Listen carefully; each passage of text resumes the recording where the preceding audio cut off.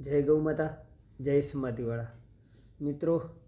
ગૌ સેવા ગ્રુપ એ જ સમાધિવાળા ગ્રુપ બહુ સરસ કામ કરી રહ્યું છે અને આપ બધાનો સાથ સરકારને સપોર્ટથી કાર્ય થઈ રહ્યું છે. તો આવો નવો સાથ સરકારને સપોર્ટ આપતા રહેજો. આપણે ગૌ માતા વિશે બે શબ્દ બોલીએ. गौ हमारी माता है, जन्म जन्म का नाता है. गौ हमारी माता है, जन्म जन्म का नाता है.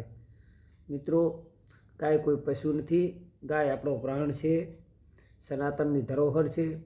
ગૌ માતાની સેવા કરવી એ આપણે 18 સમાજની ફરજ છે. આપણે બધા સાથે મળી અને ગૌ માતાની સેવા કરીએ. બધા ગ્રુપમાં જોડાઓ. વધારે વધારે જેટલા આપણે વધારે જોડાશું ને એકતા રહેશે એમાં ખૂબ સારું રહેશે. અને આવો નવો સાથ સરકટ આપતો રહેજો.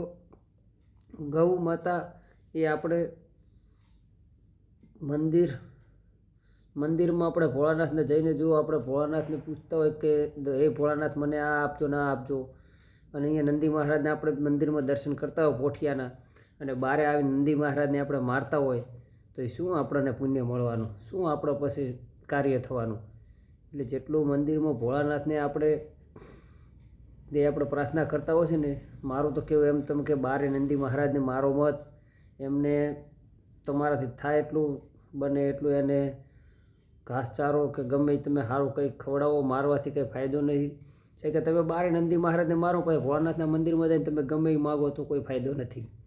એટલે નંદી મહારાજને ગાય માતા જેટલું જ સન્માન આલો છે કે ગાય આપણી માં છે, નંદી મહારાજ આપણો બાપ છે, બે છે ને તાર જ બધું છે.